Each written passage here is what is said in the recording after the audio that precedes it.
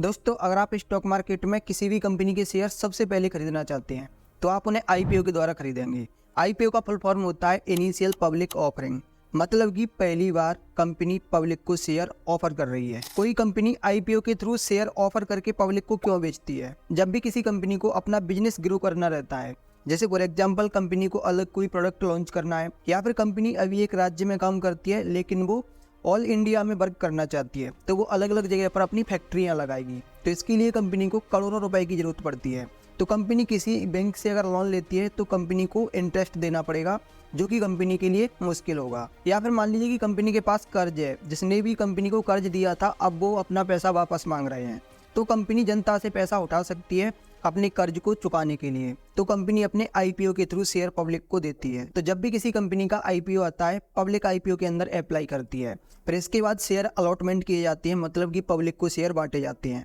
लेकिन हर व्यक्ति को शेयर कभी कभी नहीं मिल पाती है, क्योंकि फॉर एग्जांपल कंपनी के पास शेयर कम है लेकिन उसके पास एप्लीकेशन आ गई है ज़्यादा शेयर्स के लिए, तो कंपनी हर व्यक्ति को शेयर नहीं देती है, फिर किसी किसी को मिल पाते हैं। तो मैं आपको एक टिप भी बताऊंगा कि आप अपने आईपीओ में शेयर मिलने के चांसेस को किस तरीके से इंक्रीज कर सकते हैं। जब आईपीओ के थ्रू पब्लिक में शेयर अलॉटमेंट कर दिए जाते हैं, उसके बाद शेयर की लिस्टिंग होती है नेशनल स्टॉक एक्सचेंज पर या फिर बॉम्बे स्टॉक एक्सचेंज पर। इसके बाद इन शेयरों में ट्रेडिंग स्टार्ट हो जाती है। तो जब भी किसी अच्छी कंपनी का आईपीओ आता है और उसको काफ़ी गुना पब्लिक सब्सक्राइब करती है, क्योंकि अच्छा आईपीओ है, सब लोग उस आईपीओ को खरीदना चाहते हैं, तो ऐसे में उसको ज़्यादा गुना सब्सक्राइब किया गया है, मतलब कि उसकी मार्केट में डिमांड ज़्यादा है। तो जब शेयर की स्टॉक एक्सचेंज के पास लिस्टिंग होती है, उस टाइम पर उसका प्राइस काफ़ी बढ़ जाता है। जैसे कि हाल ही में एक आईपीओ आया था प्रीमियर एनर्जीज लिमिटेड का। इसका इशू प्राइस था 450 रुपये, लेकिन जब यह स्टॉक एक्सचेंज के पास लिस्ट हुआ तब इसका प्राइस 839 रुपए तक हो गया। और एक दूसरा आईपीओ और आया था ओरिएंट टेक्नोलॉजी लिमिटेड का। इसका इशू प्राइस था 206 रुपए, लेकिन जब इसकी लिस्टिंग हुई तो प्राइस हो गया 304 रुपए। अब किस आईपीओ की कितनी अधिक प्राइस पर लिस्टिंग होगी, ये डिपेंड करता है कि कौन सी कंपनी का आईपीओ है, उसकी मार्केट में डिमांड कितनी है। अगर आप आईपीओ में अप्लाई करते हैं और आपको शेयर अलॉटमेंट हो जाते हैं, तो आप दो तरीके से पैसा कमा सकते हैं। जैसे एक तो आपने आईपीओ में इन्वेस्ट किया, आपको शेयर अलॉटमेंट हो गए, अब जिस दिन उनकी लिस्टिंग हो रही है उस दिन उनका प्राइस कुछ ज़्यादा हो जाता है, तो आप लिस्टिंग गेन लेके उसी दिन शेयर को बेचकर मार्केट से निकल सकते हैं। या फिर आप लॉन्ग टाइम तक शेयर को अपने पास होल्ड करके रख सकते हैं, क्योंकि आईपीओ के थ्रू शेयर्स आपको सस्ते मिले हैं।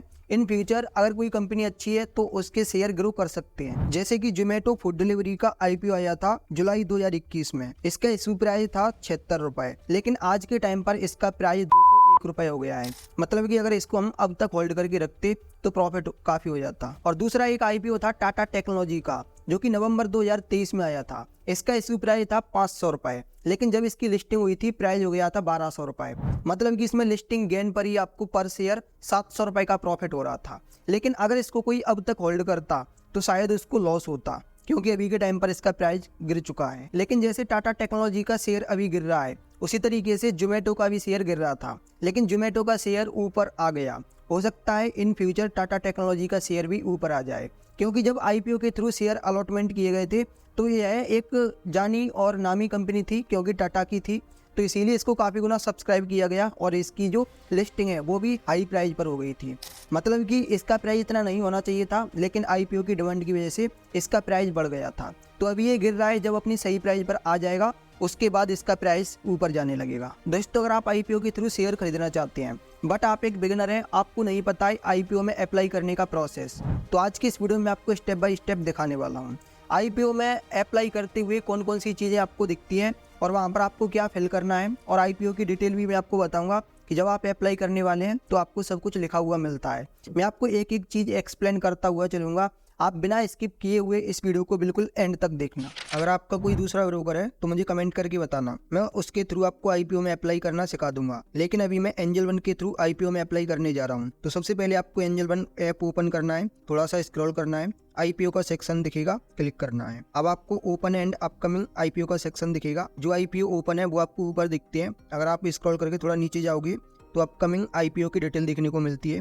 आईपीओ कब ओपन होने वाला है, कितना प्राइस रहेगा। अगर आप इस पर क्लिक करते हैं तो इसकी डिटेल इन्फॉर्मेशन भी आपको मिल जाती है। अगर आप आईपीओ में अप्लाई कर देते हैं, योर एप्लीकेशंस के अंदर आपको स्टेटस दिखेगा। लेकिन अभी मैं आपको एक फ्रेश आईपीओ में अप्लाई करके दिखा रहा हूँ। Shri Tirupati Balaji agro trading company limited का अभी आईपीओ ओपन है। अभी इसकी क्लोजिंग डेट है 9 सितंबर। आज मैं बना रहा हूँ वीडियो 5 सितंबर को। तो दोस्तों मैं इस पर क्लिक करता हूँ। क्लिक करने के बाद इसकी डिटेल हमें देखने को मिलेगी, जैसे कि मेन बोर्ड आईपीओ है और इसके बाद रिटेल और HNI 2 कैटेगरी है। अगर हम इन्वेस्टर टाइप पर क्लिक करेंगे तो देखिए शेयर होल्डर्स के लिए जब भी कोई कंपनी का आईपीओ आता है तो उसका यहाँ पर एक कोटा रहता है, लेकिन इसकी पहले से कोई कंपनी नहीं है। अगर इसी की कोई दूसरी कंपनी है, इन फ्यूचर वो अपना आईपीओ लेके आती है, तब आपको कोटा देखने के लिए मिलेगा। फिलहाल यहाँ पर कोटे की दोस्तों कोई भी बात नहीं है। तो अभी मैं एज ए रिटेलर आईपीओ में अप्लाई कर रहा हूँ। अब देखिए यहाँ पर आपको बिड प्राइस का मतलब ये होता है कि प्राइस यहाँ पर फिक्स नहीं किया गया है। कुछ आईपीओ आती है जिनका प्राइस पहले से ही फिक्स होता है, लेकिन इसकी यहाँ पर बिडिंग होगी, मतलब कि प्राइस रहेगा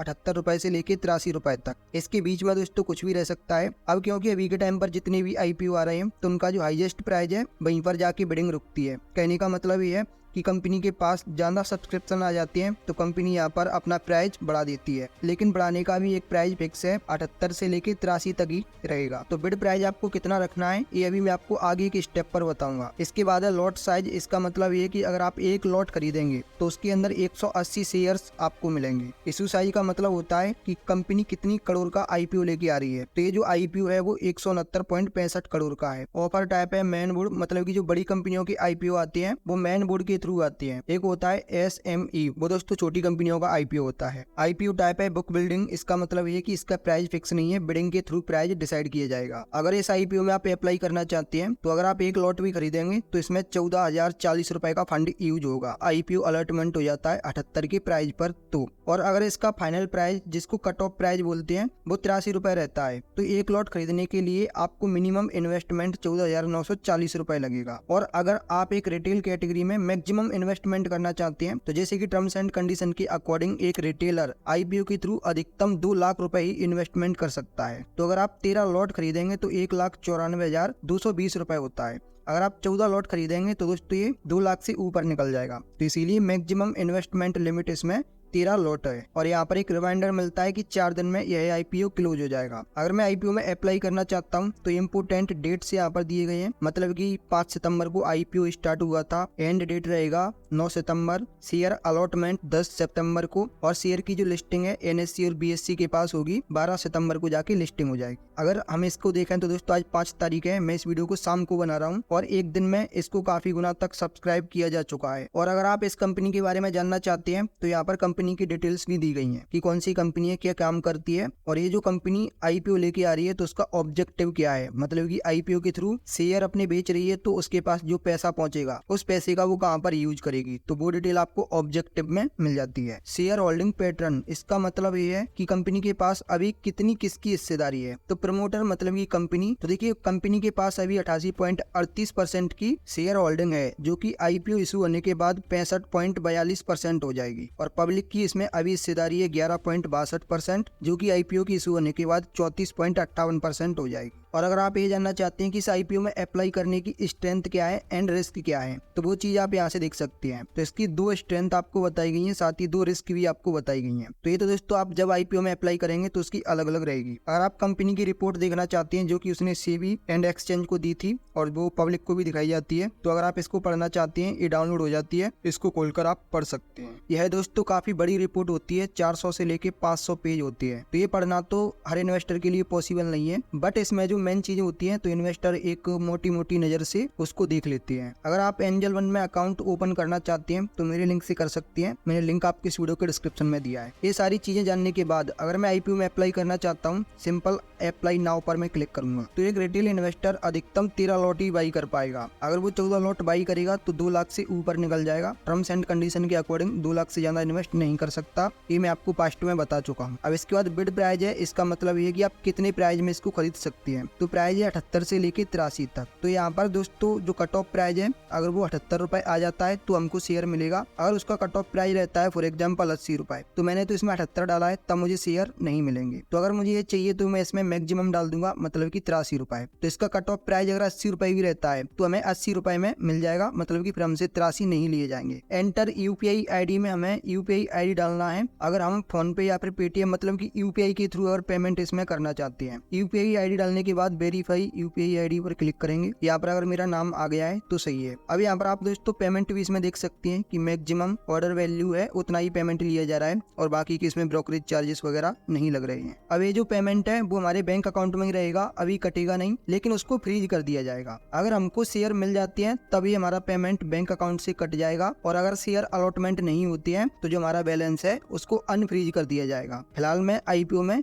अप्लाई करने जाता हूँ। अभी मेरा एप्लीकेशन तो फिल हो चुका है, सबमिट भी हो चुका है, लेकिन मेरा पैसा अभी फ्रीज नहीं होगा। पैसा फ्रीज मार्केट आवर्स के अंदर ही होता है। मैं इस प्रोसेस को नाइट में कर रहा हूँ, लेकिन मेरी आपसे रिक्वेस्ट रहेगी कि आप इस प्रोसेस को मार्केट आवर्स के दौरान ही करें, मतलब कि सुबह 9:15 बजे से लेके शाम को 3:30 बजे से पहले। अब मैं आपको लेके चलता हूँ योर एप्लीकेशन सेक्शन में। यहाँ पर जो मैंने एप्लीकेशन सबमिट किया है मैं वो आपको दिखाता हूँ। देखिए यहाँ पर एक लॉट के लिए ऑर्डर किया है, एप्लीकेशन को ट्रैक भी किया जा रहा है। 5 तारीख को मैंने इसमें अप्लाई किया है, वो हो चुका है, लेकिन इसका भी पेमेंट अप्रूवल पेंडिंग है, जो कि 5 बजे तक करना है, 9 सितंबर तक। तो अभी तो इसके 4 दिन बचे हैं क्योंकि आज 5 तारीख है। लेकिन यहाँ पर टाइमर भी सेट हो चुका है। जैसे ही कल मार्केट ओपन होता है वैसे ही मुझे रिक्वेस्ट मिलेगी फोन पे पर, तो वहां से मुझे परमिशन देनी है, मेरा पेमेंट है वो फ्रीज हो जाएगा। आज नेक्स्ट डे है और मैं जाता हूँ, देखता हूँ मुझे नोटिफिकेशन मिला है फोन पे की तरफ से 15 मिनट पहले। Shri Tirupati Balaji agro trading company का है। 14,940 रुपए के लिए रिक्वेस्ट आई है। मैं इस पर क्लिक करता हूँ, या फिर अपने फोन पे पर भी जा सकता हूँ। यहाँ पर लिंक नहीं है, इसका मतलब है कि अब हमें फोन पे पर ही जाना पड़ेगा। फोन पे जैसे ही ओपन किया आप देख सकते हैं कि यहाँ पर रिक्वेस्ट आ चुकी है। पेमेंट रिक्वेस्ट को परमिशन देंगे, सेट ऑटो पे पर क्लिक करेंगे। अगर परमिशन नहीं देना चाहते हैं तो डिक्लाइन पर क्लिक कर सकते हैं। मैं सेट ऑटो पे पर क्लिक करता हूँ। नीचे सेट ऑटो पे पर क्लिक करेंगे, इसमें अपना यूपीआई पिन डाल देंगे। ऑटो पे सेट सक्सेसफुली हो चुका है। अब हम ब्रोकर के अंदर देखते हैं कि हमारा पेमेंट हुआ या फिर नहीं। योर एप्लीकेशन में जाएंगे, देखिए यहाँ पर लिखा है कि पेमेंट अप्रूव्ड हो चुका है। अब हमें अलॉटमेंट चेक करना है 10 सितंबर को। दोस्तों जब भी किसी अच्छी कंपनी का आईपीओ आता है तो उस आईपीओ को काफी गुना तक सब्सक्राइब किया जाता है, क्योंकि उस आईपीओ की डिमांड मार्केट में ज्यादा है। तो उसकी डिमांड ज्यादा है, काफी गुना सब्सक्राइब किया गया है, इसीलिए अब कम चांस है कि आईपीओ के शेयर मुझे अलॉटमेंट हो जाएं। तो हम अलॉटमेंट के चांसेस को बढ़ा सकते हैं। जैसे फॉर एग्जांपल अभी इस आईपीओ में मैंने अपने अकाउंट से अप्लाई कर दिया है, अब बहुत ही कम चांस है कि मुझे शेयर मिले। अब मैं चांसेस को बढ़ाने के लिए अपने ब्रदर, फादर, मदर, वाइफ या फिर अपने फ्रेंड सर्कल के कुछ अकाउंट खोल लूँगा और उनसे मैं आईपीओ में अप्लाई करूँगा। क्योंकि मैंने 7 से 8 अकाउंट का यूज कर लिया है आईपीओ में अप्लाई करने के लिए, तो बहुत ही अब ज़्यादा चांस है कि मुझे किसी न किसी अकाउंट में तो आईपीओ अलॉटमेंट हो जाएगा। लेकिन अगर मैं अपने ही नाम से अलग अलग ब्रोकर कंपनियों में अकाउंट ओपन कर लेता हूँ, उनके थ्रू मैं अप्लाई करता हूँ, तो दोस्तों यहाँ पर मेरा एक ही एप्लीकेशन माना जाएगा, बाकी के सारे रिजेक्ट हो जाएंगे, क्योंकि सारे डीमेट अकाउंट मेरे पैन कार्ड से लिंक हैं। इसीलिए याद रखें कि आप अलग अलग लोगों के पैन कार्ड से अलग अलग अकाउंट खोलकर इस टेक्निक का यूज करें। और भी दोस्तों अगर आप ज़्यादा टिप्स जानना चाहते हैं आईपीओ में अलॉटमेंट लेने के लिए, तो मैंने ये वीडियो बना दिया है, इस वीडियो को देख सकते हैं।